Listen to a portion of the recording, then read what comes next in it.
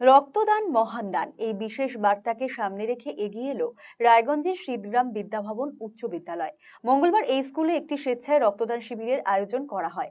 স্কুলের ভারপ্রাপ্ত প্রধান শিক্ষিকা পিউ দাস বলেন, বিভিন্ন সূত্র মারফত জানতে পারা যায় রায়গঞ্জ মেডিকেল কলেজের ব্লাড ব্যাংকের রক্তের অভাব, মুমূর্ষু রোগীরা রক্ত পাচ্ছেন না, সেজন্যই তারা উদ্যোগী হয়েছেন। প্রায় 25 জন রক্তদাতা রক্তদান করেছেন এই শিবিরে। আমরা জানি রক্তদান মহান দান এবং বিভিন্ন খবরের কাগজে পড়ছি আমরা যে আজকাল রায়গঞ্জ মেডিকেল কলেজে রক্তের প্রচুর অভাব, অনেক মুমূর্ষু রোগী রক্ত পাচ্ছেন না। আমরা আমাদের তরফ থেকে একটা ছোট্ট আয়োজন করেছি, যাতে খুব সামান্য হলেও আমরা যদি মুমূর্ষু রোগীদের সাহায্য করতে পারি, সেই উদ্দেশ্যেই আজকে শীতগ্রাম বিদ্যাভবন পরিবারে রায়গঞ্জ মেডিকেল কলেজের সহযোগিতায় এই উদ্যোগ আমাদের 20-25 জনের মতো রক্ত দিয়েছে বা দিচ্ছে, চলছে প্রসেসটা। আমাদের 20 জনের মতো দিয়েছে এবং আরও আছে।